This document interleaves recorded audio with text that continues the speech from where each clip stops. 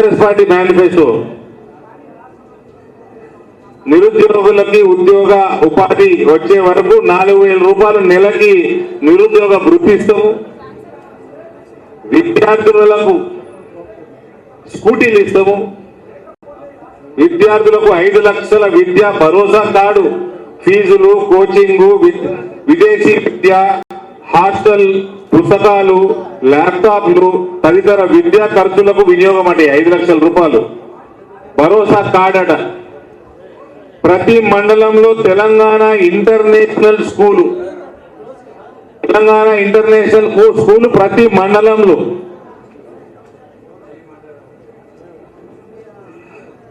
ఇప్పుడు పోయి ఆక్స్ఫర్డ్ లో పోయి అడుక్కుంటున్నాడు మా దగ్గర కాలేజీ పెట్టి మరి. ప్రతి మండలంలో పెడతారని ఇంటర్నేషనల్ స్కూల్ అట. ఇలా మేనిఫెస్టో ఇది చదువు రాదని రేవంత్ రెడ్డికి చదువు రాదని పక్కా తెలిసిపోతుంది. దీంట్లో ప్రతి మండలంలో ఇంటర్నేషనల్ స్కూల్ పెడతారా? చంద్రమండలంలో కూడా పెడతారు ఇక నెక్స్ట్ టైం. అది కూడా మండలమే కదా. ప్రతి అసెంబ్లీ నియోజకవర్గంలో తెలంగాణ స్టడీ సర్కిల్ ఖాళీగా ఉన్న 2 లక్షల ఉద్యోగాలను పారదర్శకంగా భర్తీ చేస్తామని హామీ. ఎలా టెసరాక్ట్ లో చేస్తావా? అలా తమ్ముడు కంపెనీ పెట్టుకున్నాడు కదా టెసరాక్ట్. ప్రతి జిల్లాలో skill development centres, industrial hub అట. ప్రతి జిల్లాలో ఇండస్ట్రియల్ హబ్ అట. ప్రైవేట్ కంపెనీస్ లో ప్రభుత్వ ఇన్సెంటివ్స్ ద్వారా వచ్చే ఉద్యోగాల్లో 75% తెలంగాణ యూత్ కి. ఏ కంపెనీకి ఇచ్చినారు నాయన ఇన్సెంటివ్? ఒక్క కంపెనీకి ఇచ్చినవా? ఫోన్లు చేసుకుంటే బెదిరించుకుంటే నీకు కమిషన్లు మాత్రం మిగుతావు కంపెనీలకు. ఒక్క కంపెనీ కానీ ఇచ్చినవా? 75% ఇన్సెంటివ్ ఇచ్చి ఉద్యోగాలు ఇప్పిస్తారట, ప్రైవేట్ ఉద్యోగాలు. యువతకు ఎడ్యుకేషన్, లైవ్లీహుడ్ కోసం 10 లక్షల వరకు ఇంట్రెస్ట్ ఫ్రీ లోన్స్. మేము పోతే రేవంత్ మాట్లాడు, మేము బ్యాంకులకు పోతే అప్పులు అడుగుతందుకు పోతే మేము చెప్పులు దొంగతనం చేయడానికి వచ్చిన వాళ్ళు లెక్క చూస్తున్నాను అన్నాడు. ఇక ఈయన పిల్లలకంటే 10 లక్షలు రుణం ఇస్తారట. ఈయన మన ముఖ్యమంత్రి.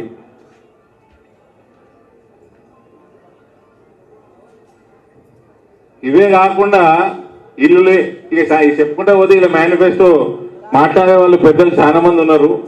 ఈయన హౌసింగ్, సామాజిక సంక్షేమం, ఇల్లు కట్టిస్తా అని గరీబులందరికీ మోసం, 4,000 పెన్షన్ ఇస్తా అని మోసం, రాజీవ్ ఆరోగ్యశ్రీ 10 లక్షల ఆరోగ్య బీమా ఇస్తారట.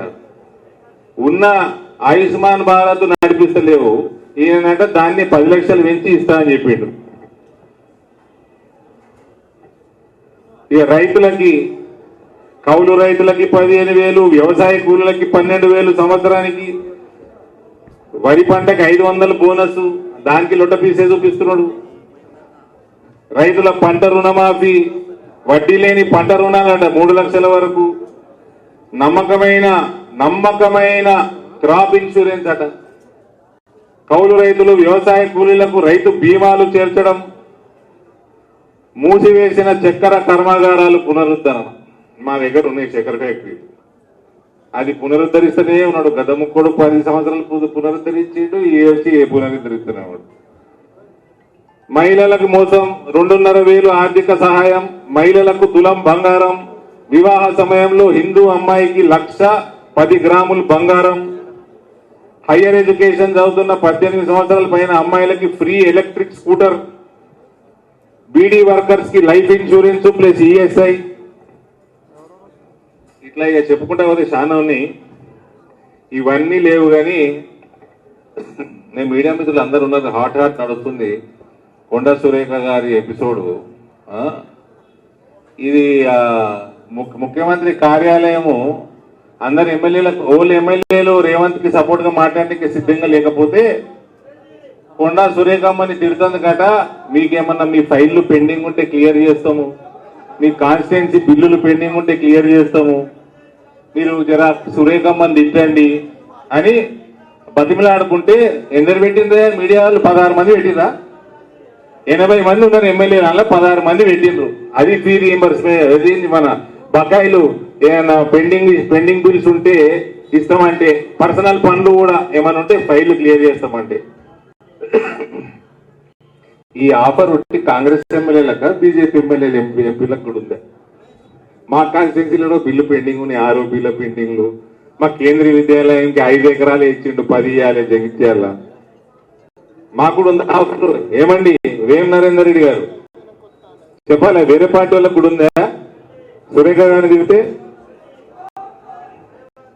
ఈయన పొంగరాలు కొట్టేటోడు ఏమన్నాడండి,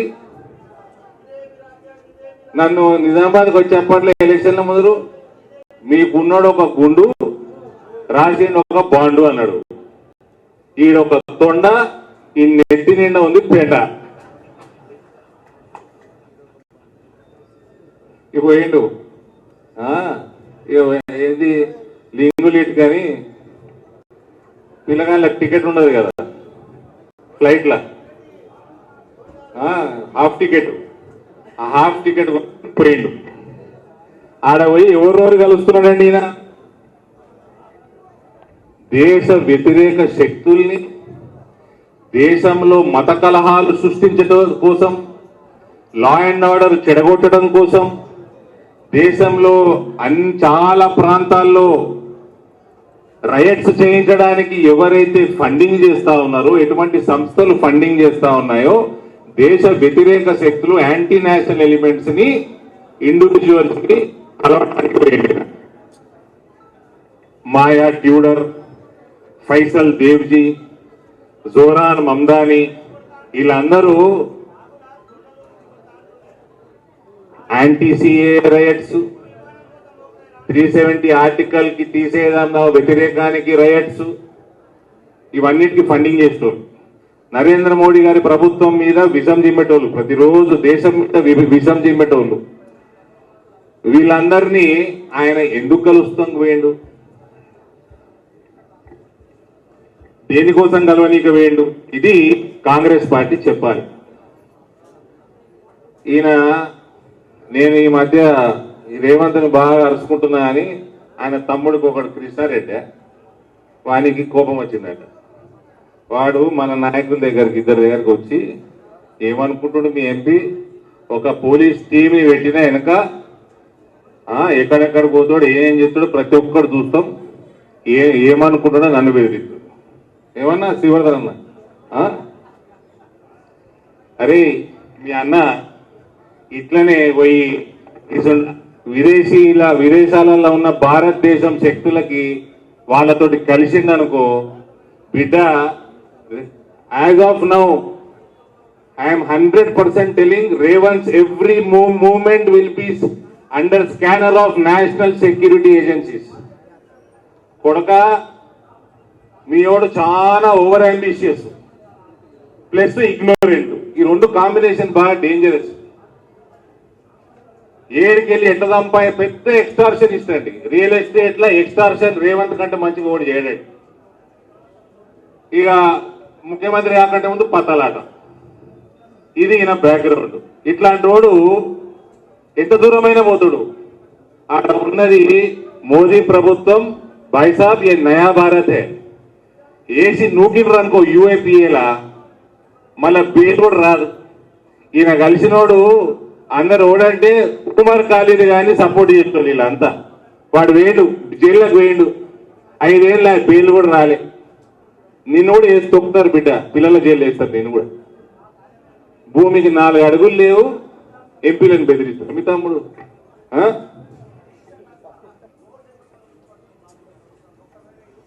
ఈయనకి డబ్బు సంపాదన అంటే ఎంత పిచ్చి అంటే ఎంత దూరమైన పోతాడు.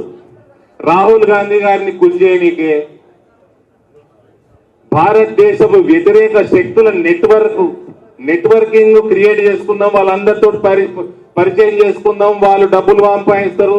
ఇక్కడ తెలంగాణలో పెద్ద ఎత్తున ఇక్కడ రైట్స్ చేపిద్దాము, భయభ్రాంతులను చేపిద్దాము అని రాహుల్ గాంధీ గారిని కృషి చేయనికే వీళ్ళందరినీ కలవనిక వేడు. దానికి మన సొమ్ము దండగా పోయి ఆడ ఆక్స్ఫర్డ్ యూనివర్సిటీలో ఒక ట్వీట్ చేసిండి ఇవాళ.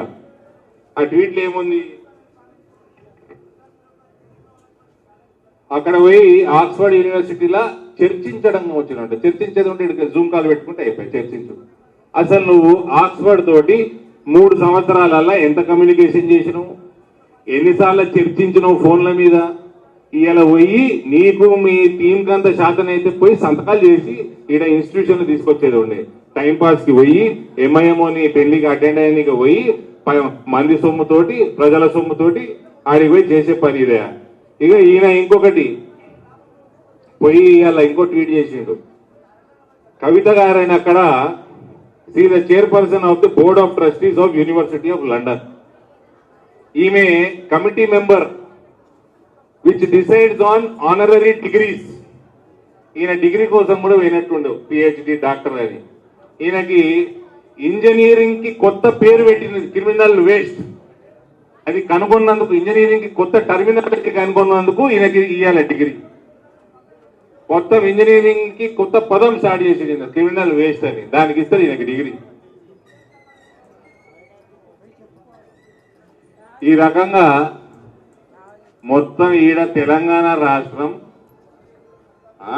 వర్షాలు లేక, రైతులకి నువ్వు సమయానికి నీళ్లు ఇయ్యక, తాగునీరు చక్కగా లేక, కరెంటు చక్కగా లేక, నువ్వు చేసిన వాగ్దానాలు ఒక్కటి నిలబెట్టుకోక, నీ ఎమ్మెల్యేలు రేపు మాపో నీ ఏది కుర్చీ గుంజుతట్టే ఉన్నారు. రాజకీయంగా చక్కగా లేక నీకు ఏంటికి రాబోయి ఊకే 10 కోట్ల రూపాయలు ధన చేసి బయట తిరుగుడు. మళ్ళా పోయి తిరిగేది భారతదేశ వ్యతిరేక శక్తులతో కలవడానికి. ఇవి తెలిసినయే, తెలియనివి ఎన్ని కలిసిండో ఆయన back door meetings. Revanth Reddy, you are becoming an anti national. Your movement will be under NS National Security Agency scanner from very this moment. If you cross your limits, you might be booked under UAPA and will go inside forever. Be careful. This is new India. This is Modi's India. Bharat Mata ki Jai. ధన్యవాదాలు అన్న. ఇప్పుడు గౌరవనీయులు Adilabad MP Gudem Nagesh గారిని మాట్లాడాల్సిన విజ్ఞప్తి చేస్తున్నారు.